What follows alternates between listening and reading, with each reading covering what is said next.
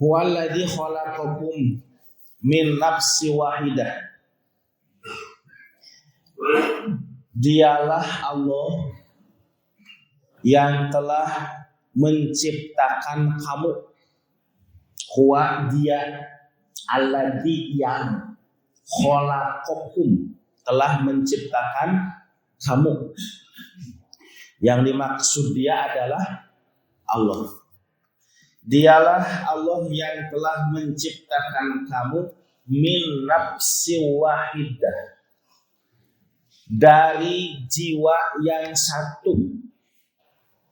Asalnya dari jiwa yang satu. Min nafsin, min dari.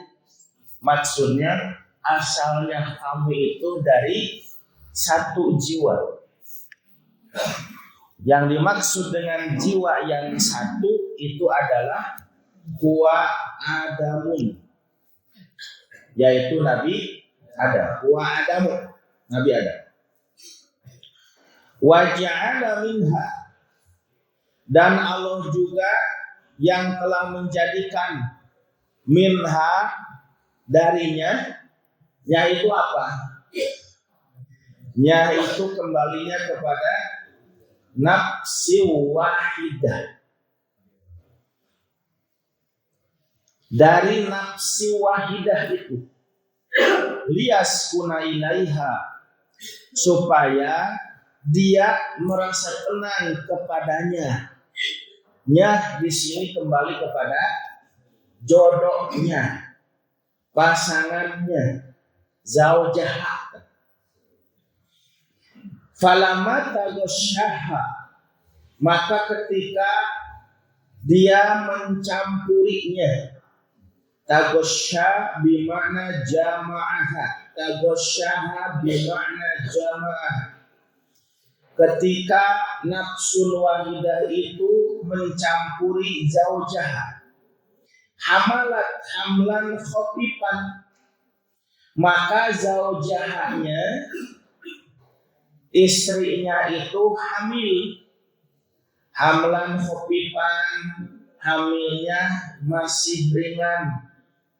Famarot bihi, lalu waktu berlalu, masa berganti, zaujah itu melewati masa-masa itu. Bihi, dengan yang dia bawa dalam perutnya, dengan janin yang dia kandung.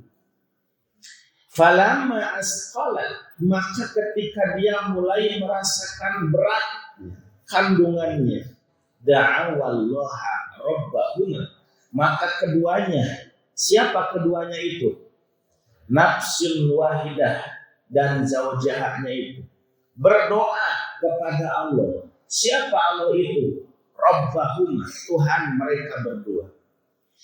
Kata nafsul wahidah dan zaujah, la in ataitana suliha, ya Allah Tuhan kami, jika Engkau menganugerahkan kepada kami anak-anak yang soleh, lanakunanna minasyakirin, maka kami pasti akan menjadi hamba-hambamu yang bersyukur.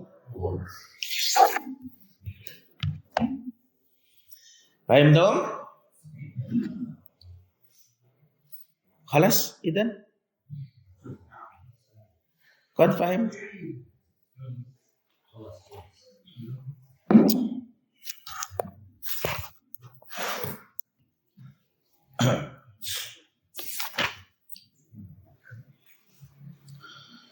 Ayat yang lalu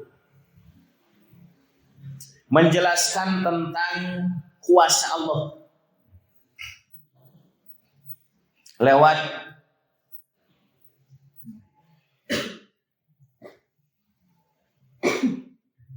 ucapan Nabi Muhammad sallallahu alaihi wasallam yang diperintahkan oleh Allah. Qul, katakan olehmu Muhammad, la amliku li nafsi naf'an wala dharran illa ma syaa Allah. Aku tidak kuasa sedikit pun atas diriku sendiri. Jangankan atas orang lain.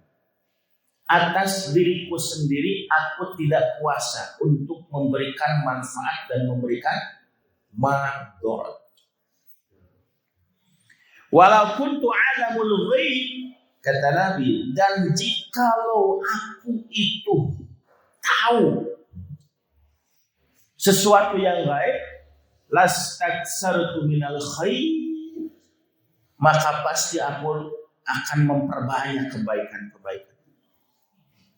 Wa mamassaniyasu, dan tentunya tidak akan mungkin ada keburukan-keburukan yang akan menimpa diriku kalau aku tahu urusan. Namun apa halnya kata sik teh mata picilakeun moal lain kata sik isi kata berat da teu apal ini teh gitu. In ana ila nadirun wa basyirun liqaumi yu'minun.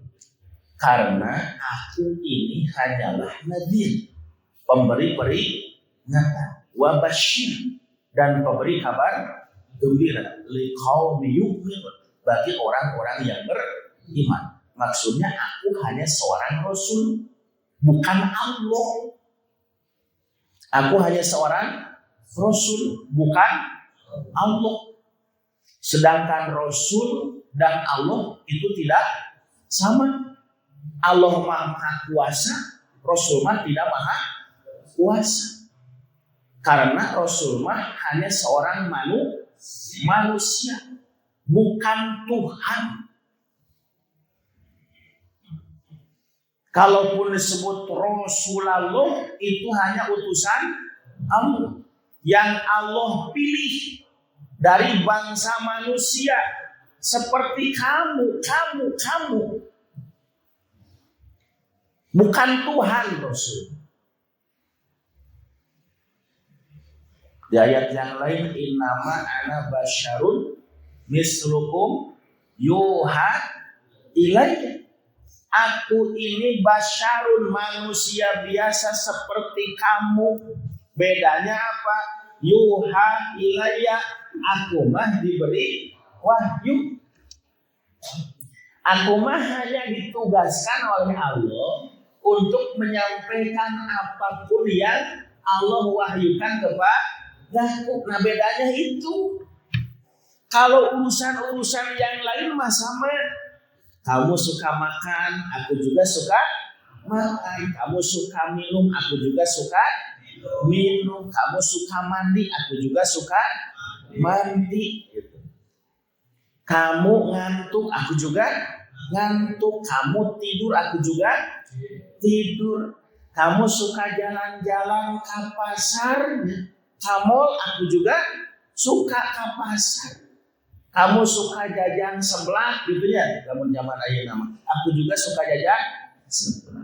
Kamu main bola, kata Rasul, aku juga suka main bola. Gitu lah, ayah main bola di zaman Rasul. Basyar, manusia. Bedanya apa? Aku dipilih oleh Allah untuk menyampaikan wahyu. Nah, kalau di ayat ini 178 itu 188 itu. In ana illa nadirun wa basyir. Aku ini hanyalah pemberi peringatan dan penyampai kabar gembira. Nah, yang dimaksud nadirun wa basyir itu adalah rasul. Nah, artinya apa? Ayat ini menegaskan bahwa posisi Rasulullah Nabi Muhammad SAW tidak punya kuasa mutlak semutlak Allah sebagai Tuhan. Jadi jangan sampai ada yang mempersamakan derajat Nabi Muhammad SAW sebagai Rasulnya Allah dengan Allah. Karena Nabi Muhammad mah bukan Allah. Nabi Muhammad mah bukan Tuhan. Dulu ada sahabat yang mengatakan, Masya Allah wa syi'ta. Masya Allah wa syi'ta. Apa artinya? Masya Allah. Apa artinya Masya Allah? Masih cik. Masya Allah. Masya Allah si eta. Masya Allah itu apa yang Allah kehendaki. Sya'an. Masya Allah apa yang telah Allah kehendaki. Wasyita. Dan apa yang kau kehendaki. Nah ketika ada sahabat yang mengatakan Masya Allah wasyita. Nabi mengatakan la taqula Masya Allah wasyita. Jangan kau katakan Masya Allah dan wasyita. Jangan engkau katakan apa yang Allah kehendaki dan apa yang kau kehendaki. Yang punya kehendak mutlak itu hanyalah nah itu penegasan Nabi untuk tidak mempersekutukan Allah, untuk tidak mempersamakan Allah dengan makhluk yang lain, termasuk dengan Nabi dan Rasul. Karena Allah adalah Tuhan, Nabi adalah tetap makhluknya, tidak bisa disamakan.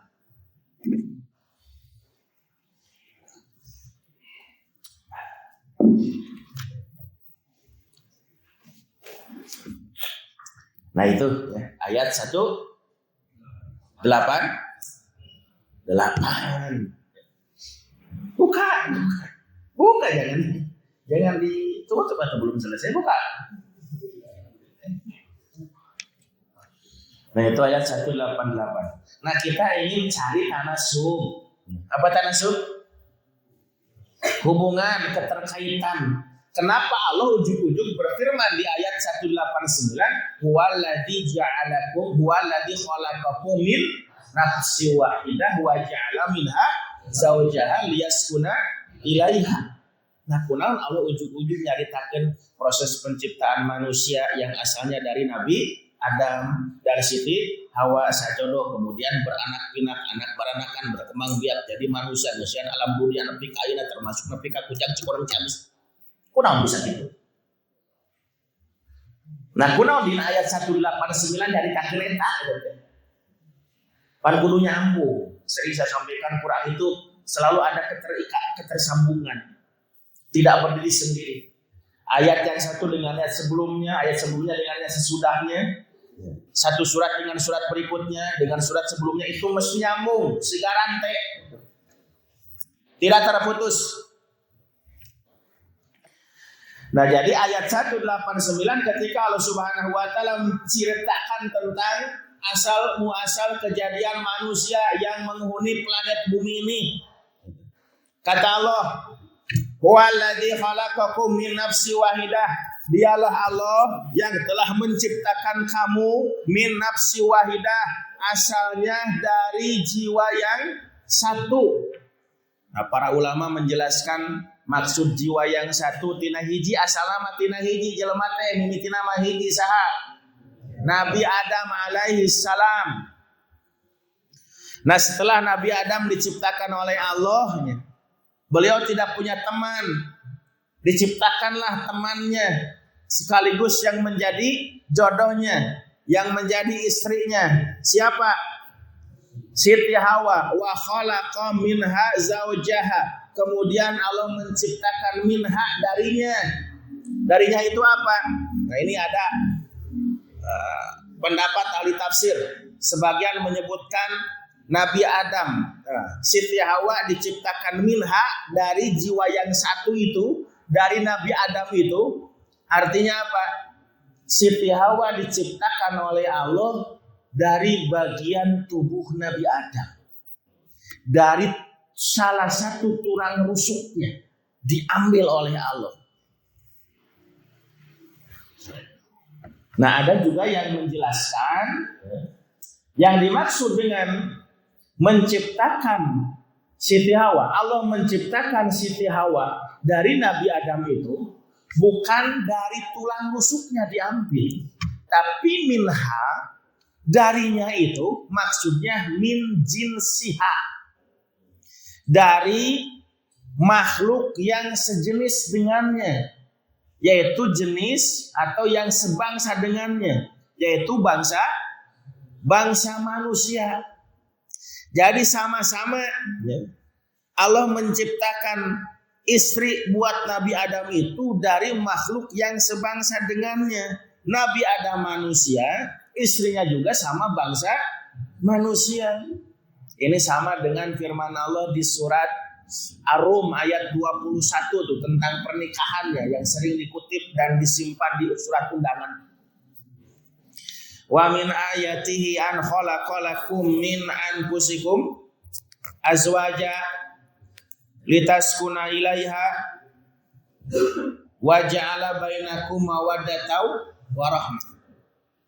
Wa min ayatihi an khalaqalakum min anfusikum azwaja, dan di antara tanda-tanda kekuasaan Allah itu khalaqalakum, Allah menciptakan lakum buat kamu. Siapa kamu itu? Kaum laki-laki, calon suami, para calon suami. Min anfusikum azwaja, azwaja pasangan-pasanganmu, istri-istrimu, min anfusikum dari dirimu. Apa maksud istrimu? Allah ciptakan dari dirimu. Maksudnya dari jenis makhluk yang sebangsa denganmu. Suaminya bangsa manusia, istrinya juga bangsa manusia. Artinya Allah tidak menciptakan pasangan kita, bapak sebagai suami, istrinya bangsa jin gitu, nanti gitu. Sebab makhluk Allah itu akan dijodohkan dengan yang sejenisnya. Manusia jodohnya adalah manusia, jin jodohnya adalah jin. Sasatoan jodohnya sasatoan. Tatangkalan jodohnya tangkal deui. Jadi lamun manusia kawin nikah, maka pasangannya adalah manusia. Manusia kawin jeung manusia, jin kawin jeung bangsa jin ya. Embe kawin jeung embe, moal jeung entin. Kepa Baliwut. Embe jeung embe, anjing jeung anjing, kucing jeung kucing, hayam jeung hayam, entok jeung entok gitu ya. Dengan yang sejenisnya. Termasuk pohon tatangkalan kawin, aya tangkal yang kawin. Ada. Dengan tangkal itu maksud minha. Nah, tapi kan ada cenah hadis yang menyebutkan bahwa istri itu diciptakan dari tulang rusuk laki-laki yang bengkok. Nah, hadisnya sahih. Nah, yang menjelaskan bahwa minha itu bukan dari tulang rusuk, kalaupun ada hadis yang sahih, itu tidak dimaknai secara harfiah. Maksud ketika Siti Hawa dulu diciptakan oleh Nabi Adam, oleh Allah dari tulang rusuknya Nabi Adam, itu untuk menunjukkan sifat wanita, sifat perempuan. Apa sifat perempuan itu? Sifat perempuan itu laksana tulang rusuk yang bengkok. Jadi awewe mah siga tulang anu bengkok. Naon maksudna? Perempuan itu kudu dilelempeng. Wanita itu harus diluruskan. Sabab kecenderungannya bengkok. Jadi cenderung sok bulak belok. Jadi lamun aya pengajian kieu teh kalah ka alun-alun. Mataku suamina hadiah tadi lempeng.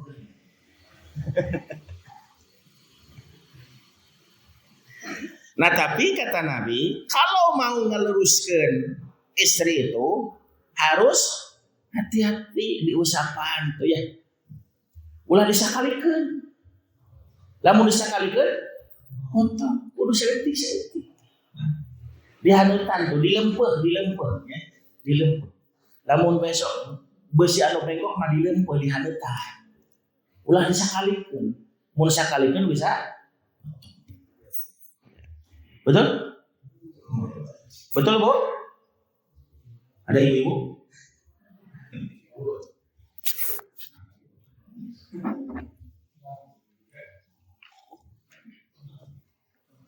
kudu saeutik.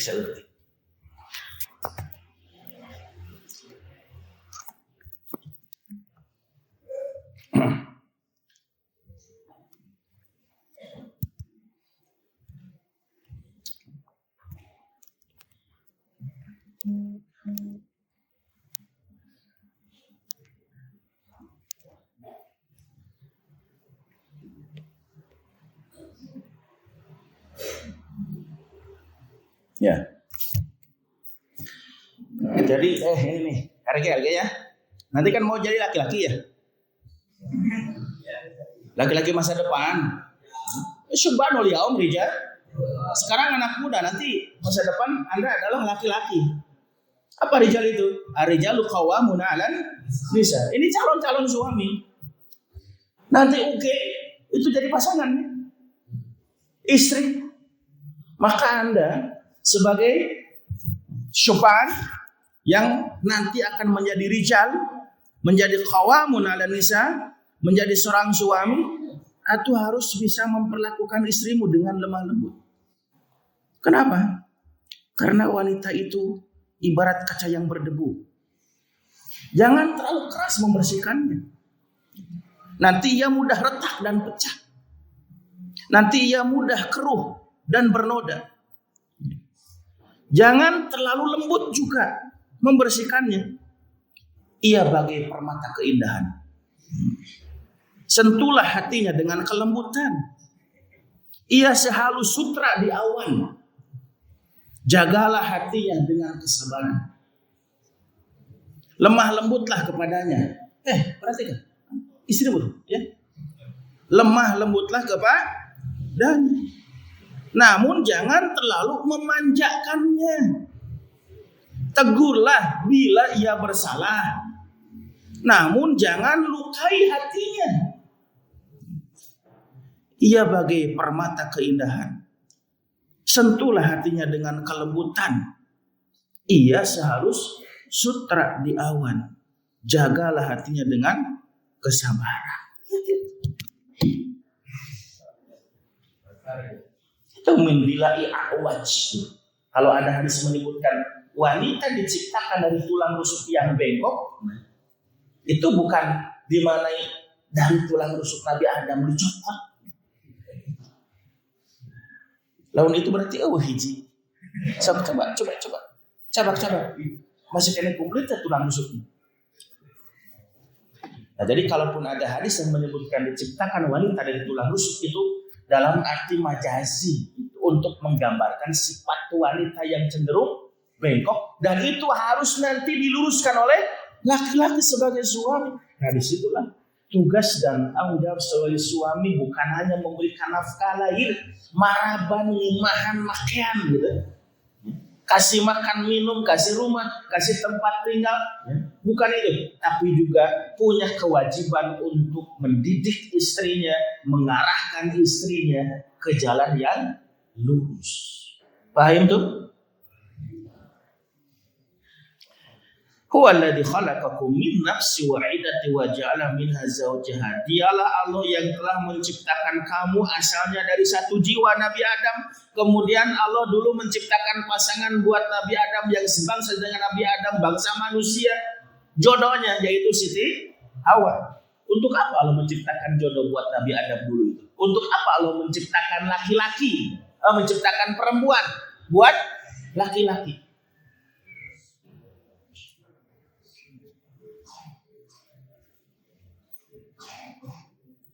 Untuk apa?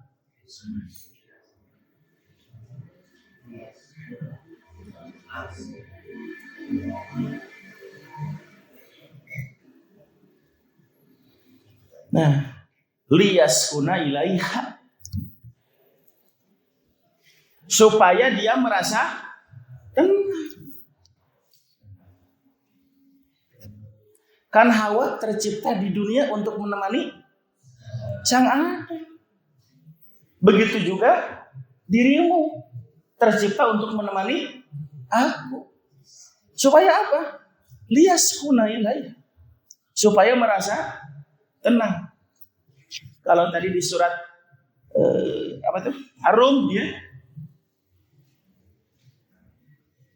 Inna fi wa min ayatihi an khalaqalakum min anfusikum azwaja.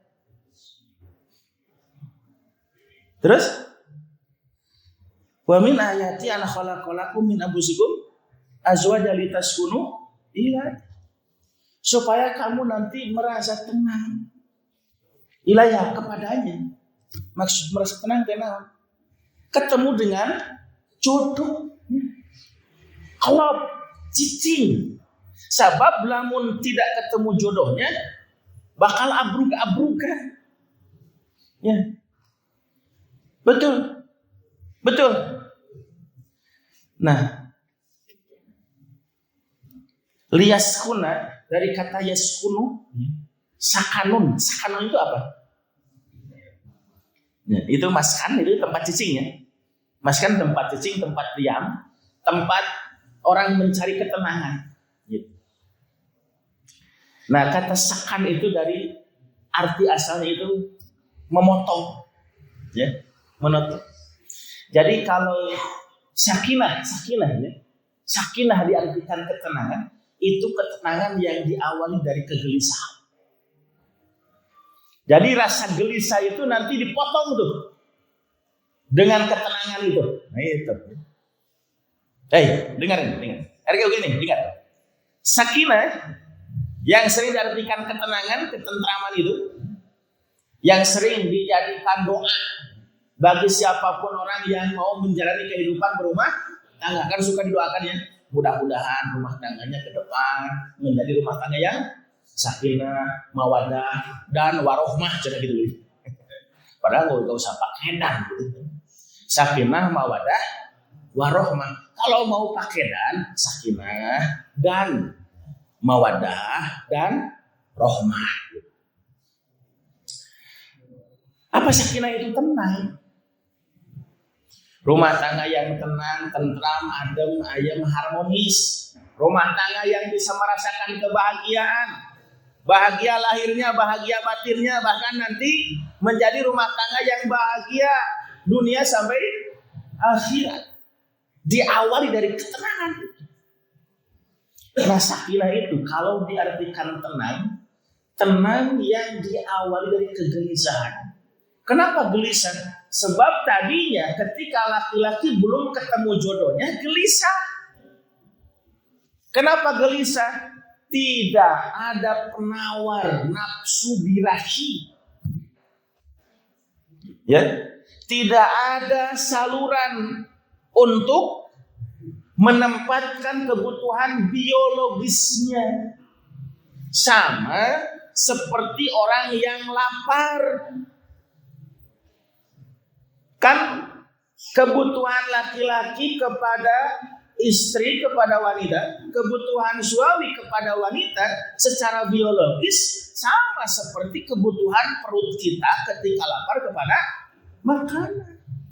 Karena sama kebutuhan biologis itu. Lapar, haus. Kalau lapar mesti bagaimana? Makan, haus, minum. Nah, kalau orang lapar, gak ada makanan, gak ketemu makanan, gak dikasih makanan, kumaha sih?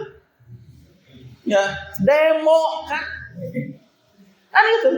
Orang yang demo, protes, salah satunya kenapa? Karena lapar eta teh. Coba lamun terpenuhi ya kebutuhannya. Warareg moal daremo sok berarti. Anu sok daremo teh eta teh lapar. Maka anu demo ya diberi nasi bungkus geus repe. Anu loba protes itu diberi itu. Geus repe. Kenapa? Karena kebutuhannya sudah terpenuhi. Nah, laki-laki kepada istri juga sama kebutuhan biologis sehingga mulapa.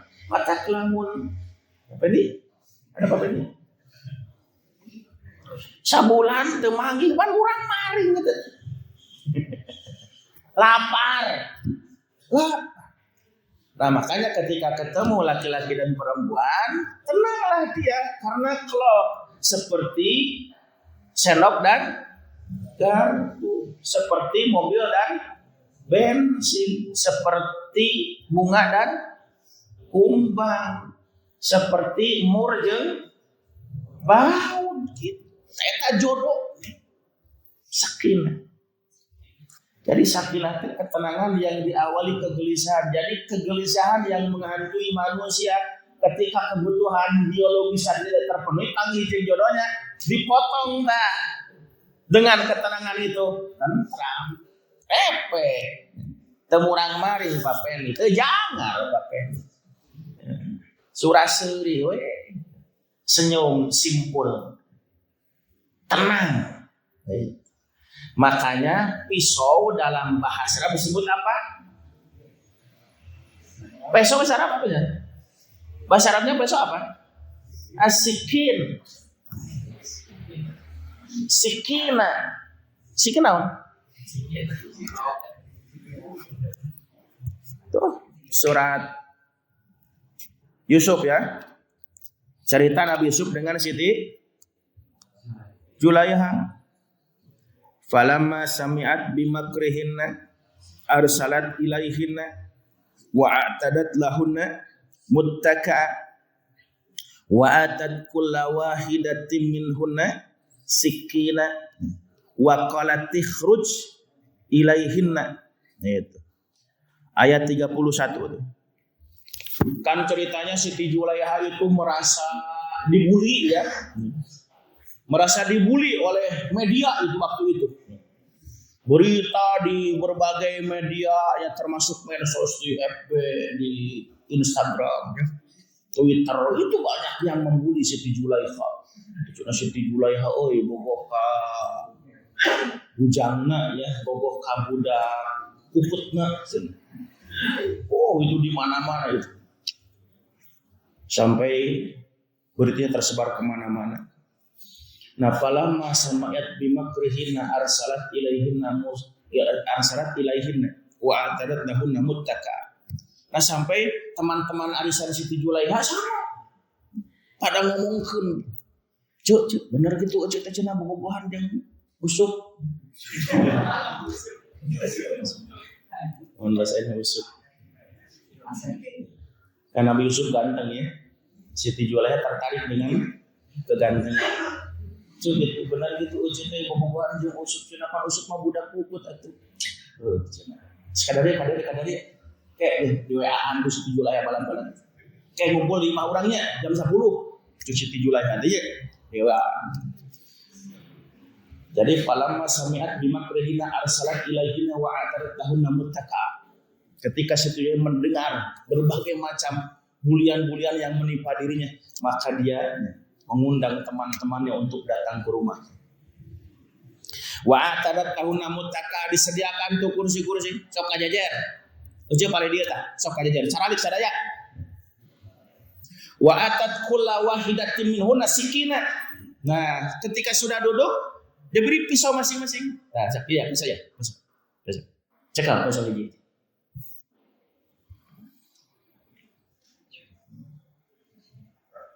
Nah, setelah semuanya duduk pegang pisau, ya, manggana ya. Buah dipegang hiji. Nah, nanti ku saya ya, akan ditreatkan ya. Hitungan sampai 3 sok paheula-heula mesek buah. Nah, seiring dengan mereka mesek buah itu, waqalat ikhruj ilaihinna. Maka Siti Julaiha bilang, "Ukhruj ilaihinna." Sok, keluar kamu. Nah, Yusuf itu ya tunjukkan pesonamu. Keluar kamu. Nah, pas lewat di depan wanita-wanita ibu-ibu arisan temannya Siti Julaiha itu. Falamma ra'ainahu akbarnahu wa qattana aydiyahunna wa qulna hasyalillahi ma hada basyar. Falamma ra'ainahu, ketika wanita-wanita itu melihat dia, siapa dia? Nabi Yusuf lewat di hadapan mereka, akbarnahu, mereka sangat kagum dengan ketampanan Nabi Yusuf. Wa qatta'na aydiyahunna, saking kagumnya tidak terasanya mesek buah kalau mesek leungeun.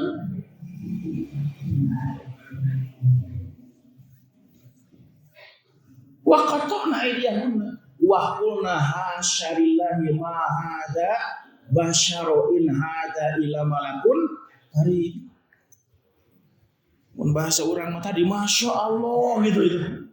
Hasyalillah, masya Allah. Ieu mah lain jelema ieu mah malaikat we sugan mah ya. Kenapa? Karena ketampanan Nabi Yusuf waktu itu tidak ada yang bisa menyaingi laki-laki yang tampan seantara Mesir waktu itu.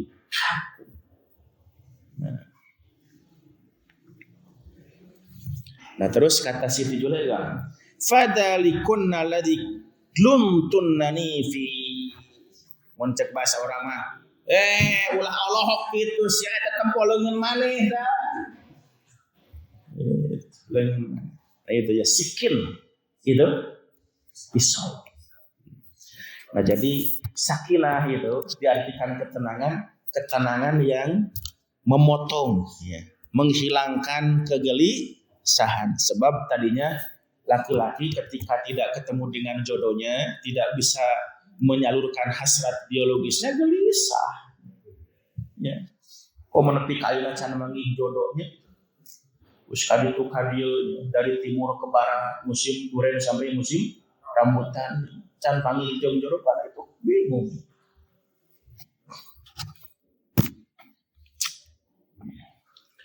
Falamma tagossaha, maka ketika dia mencampurinya, tagosha itu melakukan hubungan suami istri. Arti gosha itu artinya menutup asal. Walaili idza yaghsha, demi malam ketika menutup siang. Tagosha itu diartikan di sini jamaah, suami mencampuri istrinya, laki-laki melakukan hubungan suami istri dengan istrinya. Nah, kenapa bahasanya tagosha? Nah, karena idealnya atau lazimnya orang yang melakukan hubungan suami istri itu mesti di tempat yang tertutup. Bahkan ada riwayat dari Siti Aisyah, ketika Rasul melakukan hubungan suami istri dengan istrinya Siti Aisyah, mereka tertutup. Bukan hanya tidak kelihatan oleh orang lain karena di kamar misalnya, sampai kata Siti Aisyah, Nabi tidak pernah melihat aku tidak pernah melihat Nabi. Kumaha aja? Karti teh dipoekan, poek di kurungan gitunya. Tara di tempoan, nah gitu tara di tempoan. Nah itu lazimnya begitu, idealnya begitu. Nah, falamma tagasyaha, ketika laki-laki mencampuri istrinya, melakukan hubungan suami istri, kemudian terjadilah pembuahan di situ. Bertemu sel telur dengan sperma itu, hamalat hamlan khafifan, maka istrinya hamil. Mulai hamilnya ringan. Ya. Kakarek sabulan, kakarek 2 bulan. Ya. Famarat sedih. Lalu dia, wanita istrinya itu melewati masa-masa itu dengan hamilnya itu. Ada yang mengartikan marat itu dia nggak peduli atau diartikan nggak sadar. Sugante can hamil nyawa-nyawa geus 4 bulan, kan artinya begitu ya. Sugante teh hamil nyawa-nyawa geus 4 bulan. Lewat. Dia tidak menyadarinya. Kunaon tidak menyadarinya? Karena masih hampan, terasa gitu, dia terasa hamil. Maret sih. Nah baru terasa hamil dia, baru terasa di perutnya ada janin, ya, baru terasa berat.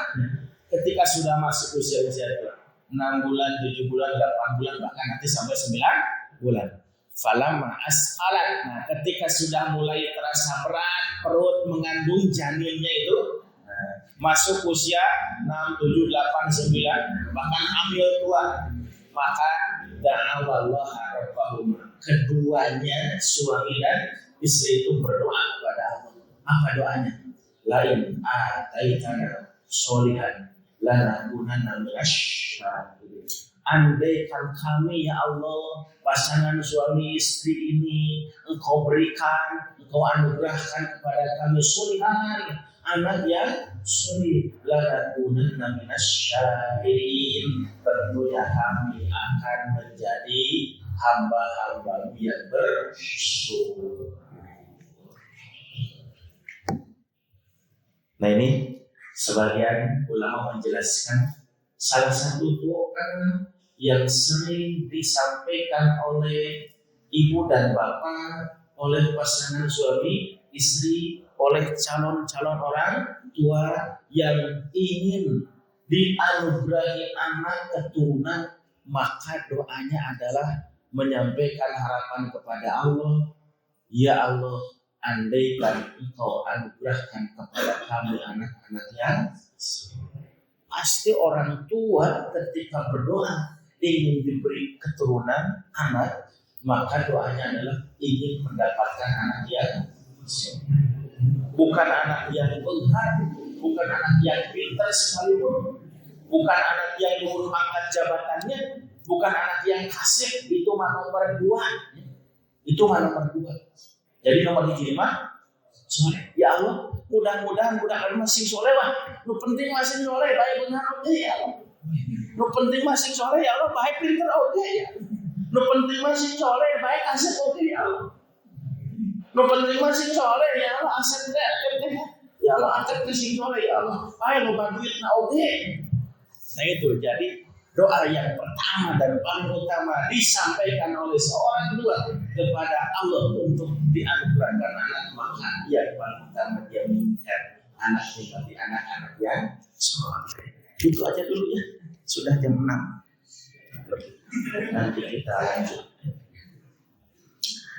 Samina wa ata'na subhanaka rabbana wa ilaikal masir. Shadaqallahul adzim. Subhanaka Allahumma wa bihamdika asyhadu an la ilaha illa anta astaghfiruka wa atubu ilaik. Assalamualaikum warahmatullahi wabarakatuh.